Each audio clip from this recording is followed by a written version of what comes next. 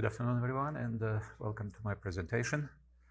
I hope that my second language effect will not really destroy the whole presentation, but my name is Sergey Tolkachev, and I'm a few words about my background. I'm graduated as electrical engineer, and now it's 50 years. So I'm in computer science and electrical engineering for 50 years. I wrote my first program in 1973, and that was a COBOL IDS network database connection to control the assembly line in car manufacturing.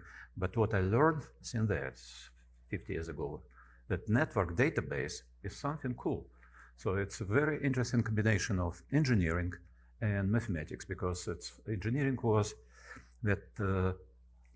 special clustering randomization of records in the physical space, because of the heads were slow at the time. So that's how I started to combine science, mathematics, and engineering a long time ago. And about 20 years of my experience is university. So I spent 20 years being programmer, head of computing, and professor at the Department of Applied Mathematics and School of Mathematics. And but then I was invited. My friend.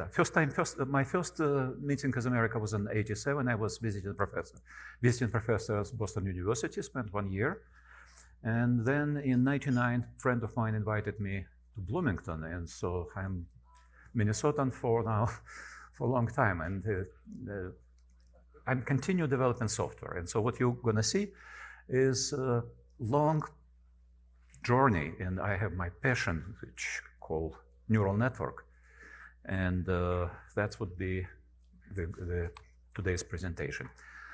So in 2018, at the same place, I made a presentation named Active Data. And as a result of this presentation, in these 5 years, I publish a book and I create put application into the Apple Store. And active data is a very interesting concept of neural networks. But biological neural networks. It's not most of the neural network people use a mathematical definition, but it's a model of actual neurons. So I put at the bottom this wonderful Roman sculpture called Two-Faced Janus.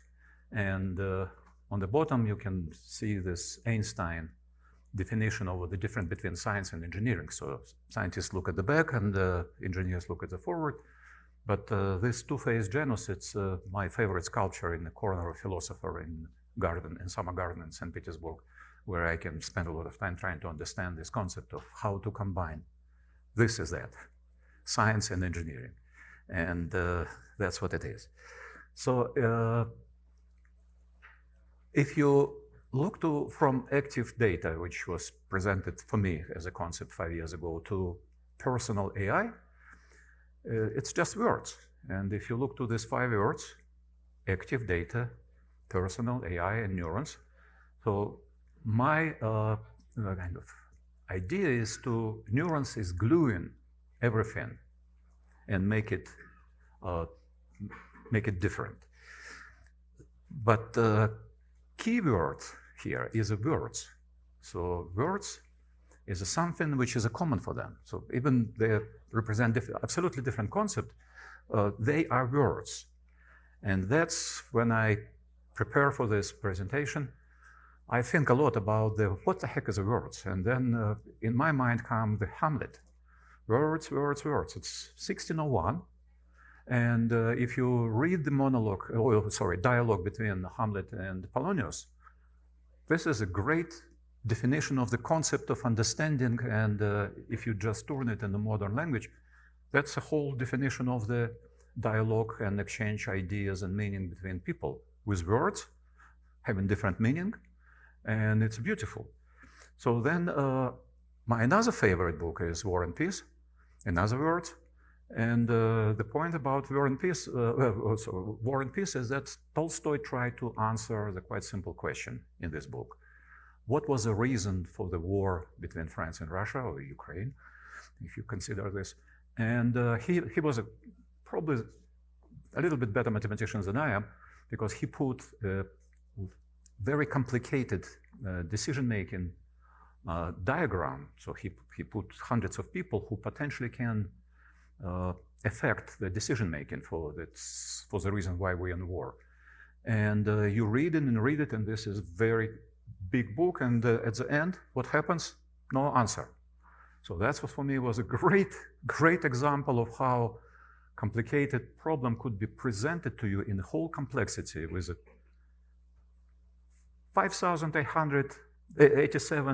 287 words. So that's the size of War and Peace, comparison to Shakespeare 28,000. And I put these quotes from the very end of the War and Peace. So if you read it carefully, you will see exactly the same definition of the problem, what happens century ago, and another century ago with Martin Luther, etc., which we face today. So that's how that these great guys like Shakespeare and Tolstoy can present the problem, which could be then understandable for us centuries later. And then I just check on how many words ChatGPT have in the training model. Billions. So if you just look from this point of view, from words point of view, ChatGPT is supposed to be quite smart. And I just asked ChatGPT, I know that policy of minibars preventing me from using the ChatGPT to make a presentation, and it's quite obvious. So it's legal and everything, but I get this 7 slides pretty nicely with all this explanation, with all this beautiful sequence from ChatGPT. But what's wrong with that? They're boring. So there's nothing. It's a boring. Just everybody can do this presentation. It's no problem with that. And everybody may expect to have this similar presentation. So that was my point. I don't want to be expected. I don't want to create a probable presentation. I want to create something different, something new. So what's the difference between how? But before I'm going to the next slide. So then my mind was quite simple. I have a very interesting conversation with a friend of mine about large models and languages and everything. And what I found that we are using terms and words so easy right now, even without looking to the what's behind it, what's the definition of this or that and that. And then I just, with my friend, let's start from Wikipedia. Let's go to the OpenAI. What's the OpenAI? And go to the ChatGPT, and what ChatGPT? GPT this, and LLM, large language model that. And finally, we come to the very simple thing, language model. So that's what is a foundation for their definition of ChatGPT. And if I will read it carefully, a language model is a probability distribution over sequences of words. That's it. It's a simple, and every mathematician understands it nicely, every statistician understands it nicely, and I understand it too, but I'm a programmer. For me, that's it. I got it. It's a probability distribution of sequences of words. No meaning, no difference. Fine. I agree with this definition. I don't want to fight with it. And I don't want to go to the deep discussion what languages are, what words mean, etc. So, but for me, this shows a limit. So if this model, based on such limitation, I understand the limit of it. And then it's come the term personalization. And where personalization come from? I have a passion to Ted Nelson, and what you see on this page, it's God author and God reader. That's from his idea about the future of, from his book, actually Dream Machines. And I got the blessing from Ted Nelson, so he give me permission to combine them. So I have a privilege to know him, and he allowed me to combine them as a trinity. So if you look to the God author and a God reader, you will see the beautiful kind of dialogue, like a Greek dialogue or whatever, integration of two pairs through the knowledge in the middle. So the reader, like you and me, we are all participate in the knowledge which could be developed in this. And it actually has come from the Vannevar Bush old Memex project when he introduced, this machine, Memex machine. I wish you will get it and will read it. And then another hero of mine is Jobs, of course. And when Jobs introduced Logo, think differently, and that's again personalization. Think differently, be different. And not different like, but you can be different in many, many ways, but think differently. That's quite a surprise. And so I spent 1 month trying to think this way. So I put notes in the night, wake up, put this. So this presentation is impromptu. It's improvisation. I just grab ideas which come in my mind, put them into the slides, and here we are. I bet you will have something at the end, but one more story from the past. And this is my experience with words when I was a doctoral student in Department of Applied Mathematics, School of Mathematics, surrounded by a mathematician, but a programmer. And my thesis was based on the parallel interpretation of dialogue and sequential languages, and I come with the concept of ray-enterable variable. And as a programmer, I understand, it's memory, address, value, so it's easy with a processor, no problem at all. But it's a thesis, and I want to make it a little bit more formal, looks mathematical. And I just go to the library, encyclopedia, open books, and read that, variable is symbol, something represented in mathematical, or something like this. And I'm a programmer again, I need follow another definition, what the symbol is, how that's changed. And I didn't find the answer, so I go to my fellow mathematician and ask all of them in my department, so can you give me a definition of the variable? And they give me the same Wikipedia-based definition. And I was so upset, I go to another department, so close to 2 dozens of mathematicians give me the same result as a basic definition. I was upset until I come to the head of Department of Algebra and Theory of Numbers. Yes, it was such a department in our School of Mathematics. An old man tell me, Sergey, you know what? In mathematics, in formal mathematics, there is no way to define formally variable. I was shocked. So if mathematicians using the variable daily, so that's a piece of cake for them. They using variables here and there. And the guy who is from formal mathematics, one in the whole school, tell me there is no variables in mathematics. And he say, if you want to understand why, go and read Bourbaki. And I did. So I get this Nikolai Bourbaki, very complicated book. I didn't understand a lot, but at the page 347, if you go through this introduction and theory of set, you will find some kind of definition of variables, which just an example. So that's how I learned that to define something is important, and words are very dangerous thing and tools. And that's from Herman Weyl, and I recommend this book too as well. It's a very interesting book. So let's go back to the technical part of my presentation. My first computer was Honeywell Bull in General Electric. It's 70. And then my second computer, and as an engineer, I have about 2 tons of documentation which helped me in mainframe, which helped me to fix a computer with my fellow engineers. And that's what we're doing with all these modems, etc. We're fixing computers and mathematicians. And then, bingo, personal computer. And the personal computer changed everything so dramatically. And if you go for this period of 20 years from mainframe to personal computers, something happened, something serious happened. And then, next 20 years, clouds. So now we have software service, we have clouds. And my question is, what's next? So we have mainframe, we have personal computer, we have clouds. So it's obvious, it will be personal clouds. So we have computers, and computers just come from one stage to another stage, and technically we are expecting to have a new way of computers in the personal cloud, and If you look at your home, probably you already have it. I have 30 IPs in my home, about 30 devices, computers. I have dozens of virtual machines, and etc. So that's what my personal cloud. So now to use a personal cloud, that's a very interesting idea. So how we can now apply artificial intelligence to my personal cloud. And here is a big question. So if you look to definition, of course, it's nobody can define a personal artificial intelligence because there's so many different points of view.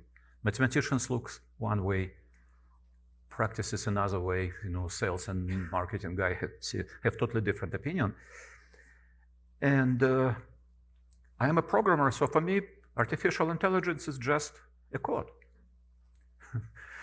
And so that's what my kind of problem when you have so many definitions, so many things. And by the way, I have it's a kind of joke, but the first marketing definition of artificial intelligence happens way long time ago when IBM introduced IBM. It said, okay, our computer give you extra engineers.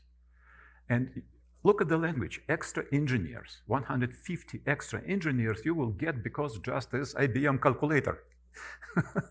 What? So this is nothing new from marketing guys trying to push us to this kind of let's buy it territory. And so I have another joke for this. So what's this? And who is right? And there is an old joke about you're right, and you're right, and you're right too as well.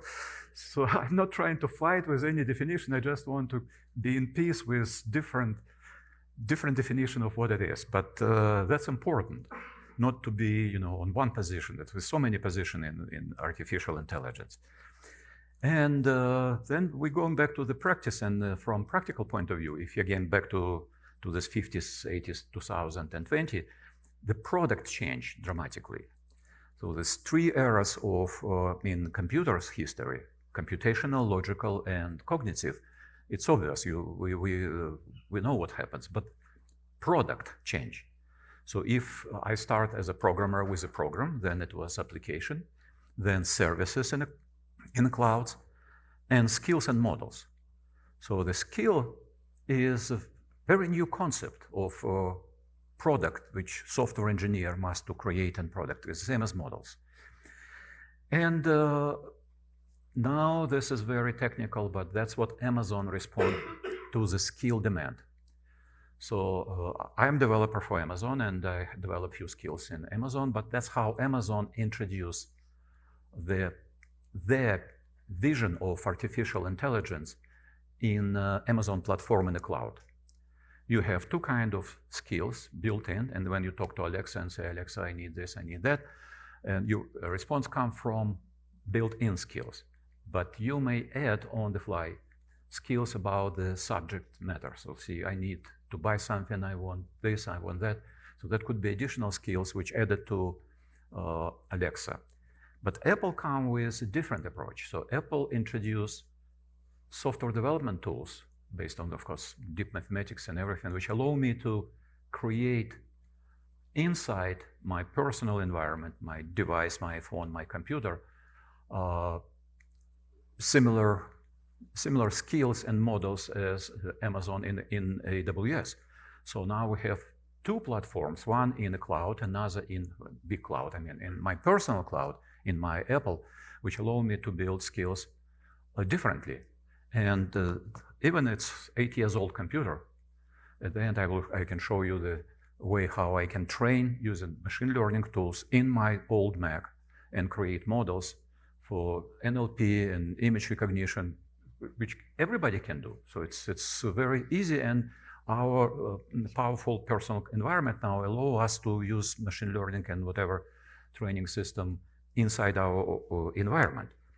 So what is my goal is to combine and kind of create the, not dialogue, but interaction between two kinds of clouds, personal cloud and big clouds. And the goal is to have peace again, to make a peace between this and these guys. because the business trying to push us in one direction, sometimes we get a totally isolated personal environment, but if we can combine them together, we may have a very interesting solution going to the very great future. And to think about this, I try to kind of apply strange ideas. So Singer introduced in his patent a revolutionary reverse device called Singer needle. What problem was? In sewing machine before Singer was expensive, extremely expensive, and not available to any home because of the wrong needle construction. You cannot return back needle using the traditional needle. But what Singer did is just turn upside down, put the thread in the head of the thief, and bingo. And now we have a cheapest and available for everybody device, which can be at every home. So the idea of reverse thinking sometimes could be very productive. And how that may work?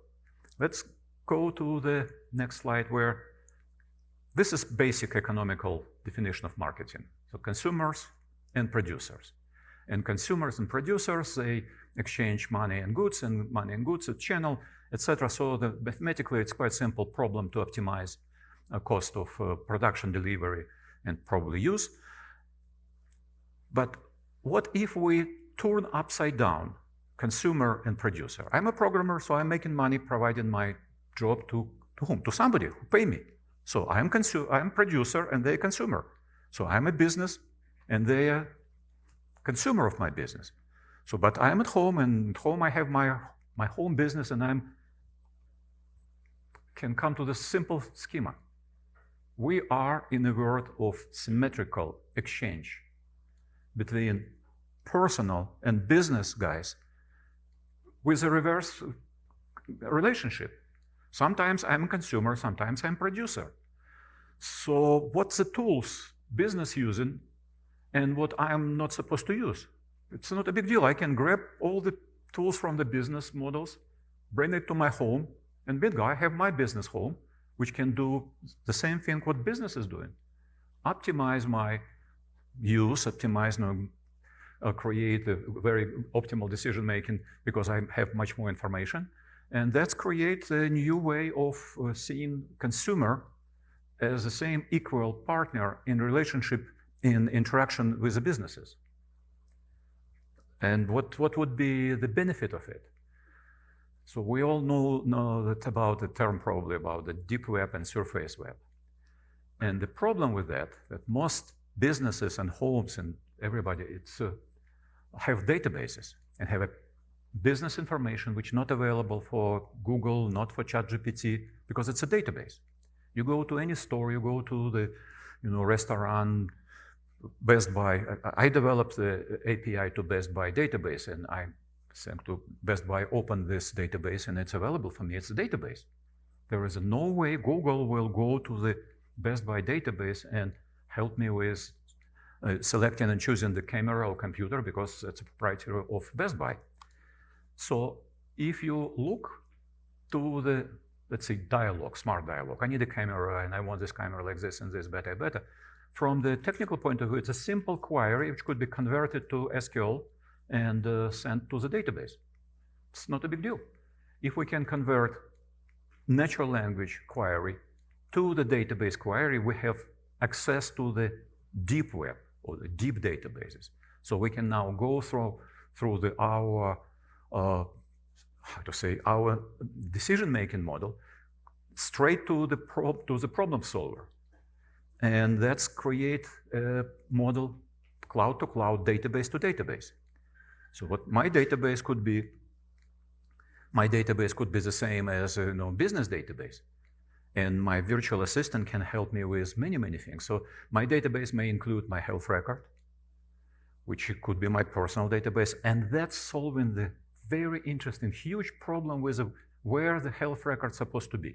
In the government, in a provider, in some monopoly, so United Health, Optum, who is going to hold my health record? Myself. It's in my pocket. I have all my medical data now in my database, located in my device in my cloud. And that's lead to another simple. So this is in the middle, of course, it's my application, which I try to use as a glue between these different words. But what does it mean, multimodal? So multimodal, with many, like when we start from ChatGPT and many this, artificial intelligence researchers, they're trying to use one kind of model for solving a problem. Again, back to this needle, singular needle. If we can use multiple model on demand, so we are much more efficient. So instead of one kind of model, let's use multiple models. Let's use one model for image recognition, for natural processing, for decision making, for controlling my home devices. And that's what I have right now. I have access to Apple core models, and this is a great Apple. I take my hat off for Apple solution with machine learning models available for any developer, any programmer in Swift, and running on programmer. And I just add different kind of models to my phone. If I need natural language, I will use one. If I need another model for image recognition, I use another one. If I need decision making for controlling my thermostat, it's a different model. So that's what the keyword is, multimodal. Multimodal allow to create much more flexible environment. And let's see, let me check if, sorry. I can switch it on my screen, but what's on background on my second screen, this is an application in my Mac, which allow me simply get Excel spreadsheet with the sentences for NLP, train it on my own samples, create formal machine learning NLP module, which is usually size of 4 or 5 kilobytes, and use it. Now I have way to train my personal computer, my iPhone, to recognize my special commands and understand what I want from this. And another example for that, it's JavaScript. Because JavaScript is another kind of models which could be dynamically added to not only to analyze something, but also to do something. Because it's not only about models, but let's turn on my thermostat and turn off my thermostat. By the way, probably 10 years ago, probably 6 years ago, I was involved in a big project which actually failed miserably because of the machine learning. They tried to apply this founder of ChatGPT algorithm to control home for utility efficiency. And the goal was, let's put one thermostat inside the home, another outside, and now we can train it on the samples. And this training would allow to some kind of make energy use efficiently than before the training. And my argument was, okay, in my home I have 2 floors, first in the bottom and basement. And basement it's always colder than upstairs, and so it's not simple to train with pair of thermostat, the system to controlling the temperature in my home, and even more. So what you see here, this is today's chart from my home. I have multiple sensors, and the peak when it's alert triggered, that's where I work hard preparing the presentation, and I just generate a lot of CO2 thinking, and this is my system just alert me, hey Sergey, open the window. You need to open the window because your CO2, but logic for that, it's quite simple. If my level of CO2 in the room is higher or above 1000, that's require fresh air. Okay, I know how to open window, how to control it, but the biggest problem for me is my wife. Because upstairs, she loves fresh air.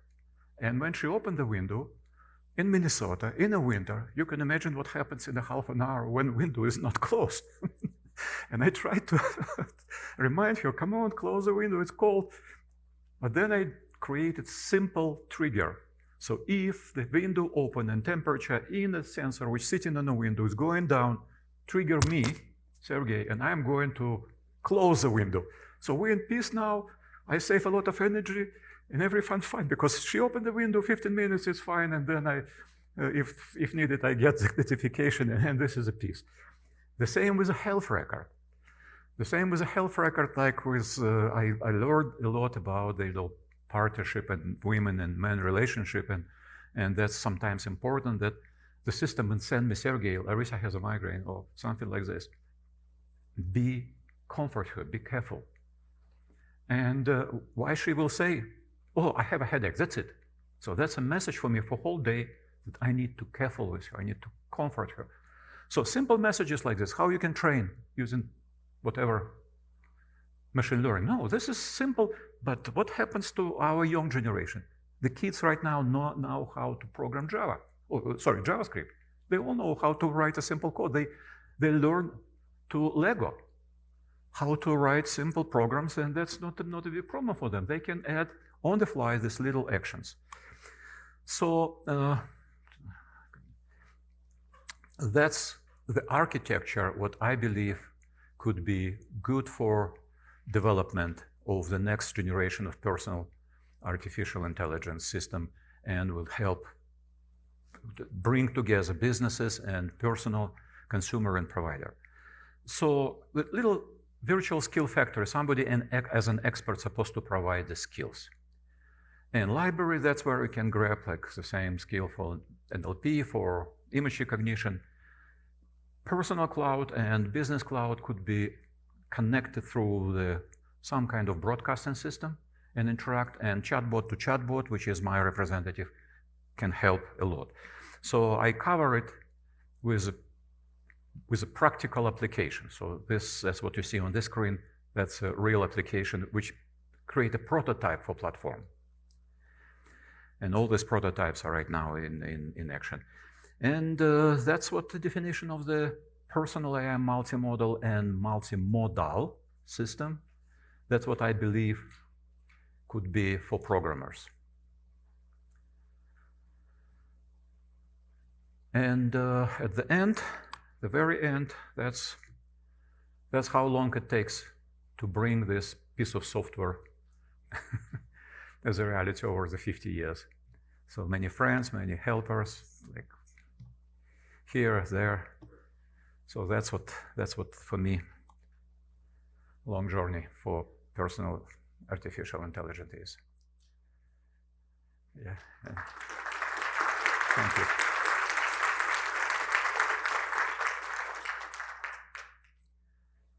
So, if you have any questions, or you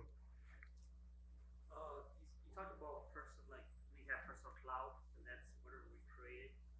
So, what if we create something and it's like really valuable? Like, you ever talk about like gas security? Like, let's say if I make something that's really useful, and then a lot of people, a company want to use that, but how do we like secure that? Or how do we make sure that if I create something in my cloud, in my ecosystem, that it's going to be protected from other users if I create something? So as I understand, is how to protect data information and everything in my personal cloud. And is there going to be like, because I'm pretty sure there's no laws or bills that will protect this kind of stuff right now, because I don't think that stuff really exists. My answer is quite simple. I don't encrypt anything in my home. My walls, windows, doors, that's what my protection of my data in my home. When I write something on the refrigerator or in my notes, that's open. Because we could be paranoid about this protection. But protection is quite simple. I'm protected, everything in my pocket, and that's enough. It's not encrypted. If somebody will get inside my pocket and steal it, yes, it's happened. But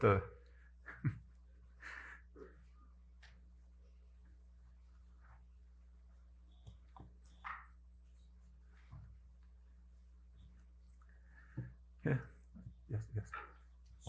So you mentioned that it is a multidimensional probability distribution is the core of all these models. And they are very good predictors, but they're very bad extrapolators, right? Right, but again, for me, language is a language.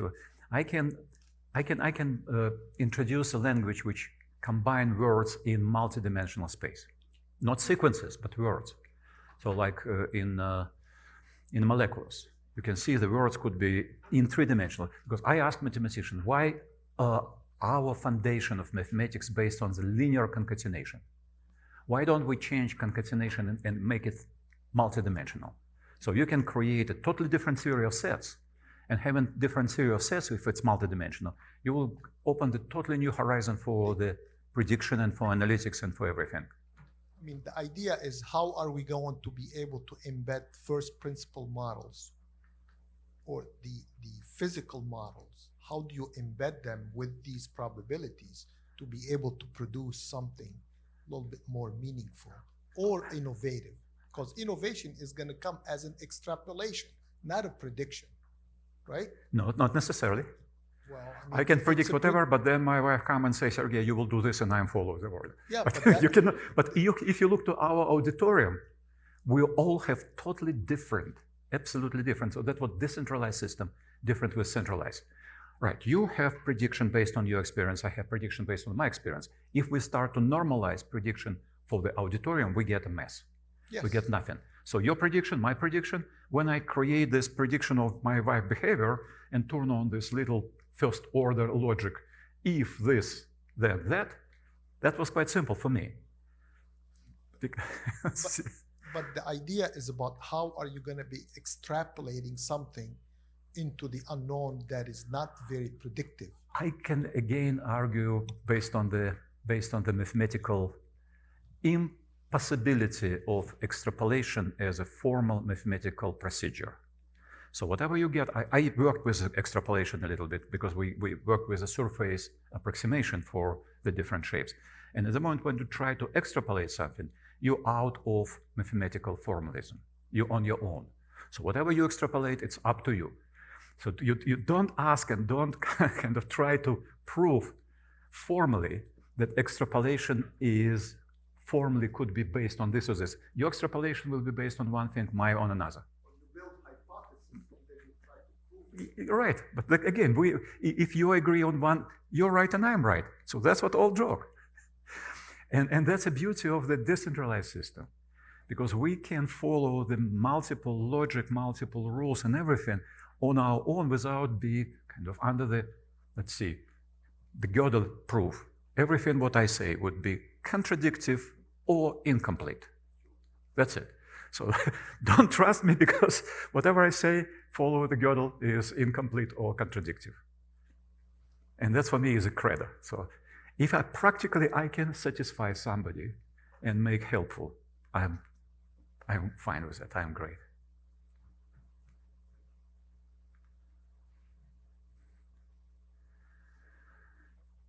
All right, thank you very much.